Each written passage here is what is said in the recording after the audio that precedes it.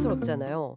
오늘은 김정홍 변호사님의 글, 당신이 차고 송금하였을 때 알아야 할 10가지 쟁점, 이걸 보면서요. 이런 상황에서 우리가 뭘 알아야 하는지, 또 법적으로는 어떤 점들을 좀 따져봐야 하는지 한번 자세히 알아보겠습니다. 네, 안녕하세요. 이게 사실 실수로 보낸 돈, 이걸 둘러싼 법률 관계가 생각보다 좀 복잡하거든요. 그런데 오늘 그 실제 구제 방법까지 핵심만 딱 뽑아서 여러분들이 명확하게 이해하실 수 있도록 제가 좀 설명을 드려보겠습니다. 아, 네, 좋습니다. 그럼 먼저 그 차고 송금이라는 거, 이게 정확히 어떤 뜻인가요? 네, 뭐 간단히 말하면요. 돈 보내실 때 계좌번호나 받는 사람 이름 아니면 금액 같은 걸 착각하신 거예요. 그래서 뭐 엉뚱한 사람한테 돈이 가거나 아니면 보내려던 것보다 더 많이 보내거나 뭐 2번 보내거나 이런 경우죠. 요즘엔 특히 그 간편 송금 앱 같은 거 쓰면서 좀 자주 있는 일인 것 같아요. 아, 네, 맞아요. 저도 가끔 실수할 뻔 하거든요. 그럼 이렇게 돈을 잘못 받은 사람 있잖아요. 그 수취인. 이 사람은 어떻게 하는 건가요? 뭐 그냥 모른 척 써도 되는 건지? 아, 절대 안 되죠. 그 법적으로 보면 송금인하고 수취인 사이에 돈을 주고받을 이유, 그러니까 뭐 계약이라든지 그런 법률 관계가 없으면요. 그 돈은 당연히 돌려줘야 합니다. 이걸 이제 부당이득 반환은 의무라고 하거든요. 근데 더 중요한 게 있어요. 그 돈을 함부로 쓰면 안 된다는 겁니다. 우리 대법원에서는요. 돈을 잘못 받은 사람은 송금인을 위해서 그 돈을 잘 보관해야 할 의무가 있다. 이렇게 봐요. 이걸 뭐 신의칙상 보관 의무라고 하는데 그래서 만약에 이걸 마음대로 막 꺼내서 써버리면 이건 횡령죄라는 형사처벌까지 받을 수 있습니다. 횡령죄요. 와, 돌려줄 의무뿐만 아니라 잘못 쓰면 이게 범죄까지 될 수 있다니. 어우, 이거 상당히 중요한데요. 근데요, 만약에 돈 받은 사람이 나 원래 당신한테 받을 돈이 있었는데 이걸로 그냥 퉁칩시다. 이렇게 나오면요. 그럴 때도 횡령죄가 되는 건가요? 아, 그거 아주 좋은 질문이십니다. 그럴 수 있죠. 만약에 수취인이 진짜로 송금인한테 받을 돈, 뭐 채권이라고 하죠. 그게 원래 있었다면요. 그 금액만큼인 상계, 그러니까 말씀하신 대로 퉁치고 나머지만 돌려주거나 안 돌려줄 수도 있어요. 이런 경우에는 돈을 가로채려는 나쁜 의도, 이걸 이제 법률 용어로는 불법 영대기사라고 하는데 이게 없다고 봐서 횡령죄가 성립 안 할 수도 있습니다. 네, 여기서 중요한 건 민사상으로 돈을 돌려줘야 하는 의무랑 형사처벌 대상인 횡령죄는 좀 별개로 판단된다는 점이에요. 아, 민사랑 형사는 다르군요. 알겠습니다. 그러면 제가 돈을 잘못 보냈을 때 그 돈 받은 사람의 은행 있잖아요. 거기 직접 찾아가서 아이고, 내 돈 돌려주세요. 이렇게 요구할 수는 없는 건가요? 아, 원칙적으로는 그게 좀 어렵습니다. 네. 왜냐하면 은행은 일단 자기 고객, 그러니까 돈을 받은 수취인과의 관계가 우선이거든요. 심지어는요, 만약에 그 돈 받은 사람이 그 은행에 뭐 대출금 같은 빚이 있잖아요. 그러면 은행이 차고 송금된 돈이 딱 들어오자마자 그걸 자기네 빚이랑 먼저 상계 처리, 그러니까 퉁쳐버릴 수도 있어요. 네. 잠깐만요. 그럼 은행이 제 돈으로 자기들 빚부터 받아가 버릴 수도 있다고요? 그건 좀 너무한 거 아닌가요? 네, 맞아요. 좀 불합리하게 들리실 수 있죠. 근데 법적으로는 은행의 상계권이 인정되는 경우가 많습니다. 다만 예외는 있어요. 은행이 이게 실수로 잘못 들어온 돈이라는 걸 명확히 알고 있고 또 돈 받은 사람도 이거 돌려줘야 하는 돈이에요라고 동의를 한 상태인데도 은행이 막 자기네 빚부터 챙기려고 상결을 해버리면 그건 좀 너무하다, 신해칙 위반이다, 권리남용이다 이렇게 볼 수 있다는 판례도 있긴 합니다. 근데 이건 좀 예외적인 경우고 기본적으로는 은행이 상계할 수 있다고 보셔야 해요. 그래서 송금인은 은행이 아니라 수취인한테 직접 돈을 받아놔야 하는 상황이 되는 거죠. 와, 진짜 복잡하네요.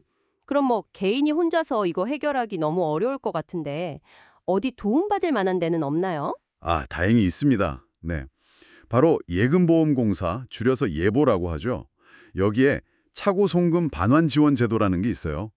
이게 2021년 7월 6일 이후에 발생한 차고 송금 중에서요.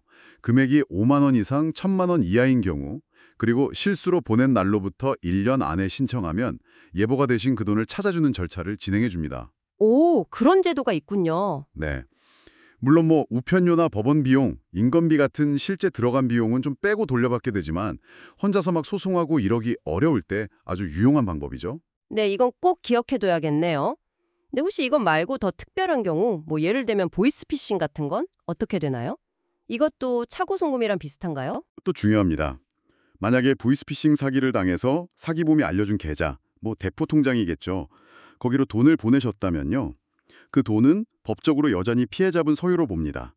그래서 그 계좌 명의인 있잖아요. 만약 그 사람이 사기 공범이 아니라 그냥 명의만 빌려준 사람이라면 그 사람이 돈을 함부로 뺏었으면 피해자에 대한 횡령죄가 성립해요. 근데 여기서 제일 중요한 건요. 보이스피싱은 시간 싸움이거든요. 통신사기 피해 환급법이라는 게 있어요.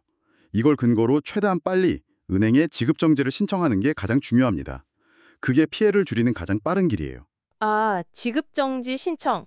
알겠습니다. 그럼 또 다른 경우, 요즘 뭐 가상자산, 코인 같은 거 많이들 하시잖아요. 만약에 코인을 실수로 다른 사람 지갑 주소로 잘못 보내면 어떻게 되나요? 이것도 현금처럼 횡령죄가 되나요? 여기서부터는 법리가 완전히 달라집니다. 이게 정말 흥미로운 지점인데요. 현재 우리 대법원 판결에 따르면요. 가상자산, 그러니까 코인을 실수로 잘못 받은 사람이 그걸 자기가 써버려도 형사처벌 대상이 아닙니다. 네. 진짜요? 네. 그러니까 뭐 횡령죄나 배임죄 같은 걸로 처벌할 수가 없다는 거예요. 물론 민사상으로는 부당이득이니까 돌려줘야 할 의무는 있을 수 있어요. 근데 형사적으로는 죄가 안 된다는 거죠. 아니, 잠깐만요.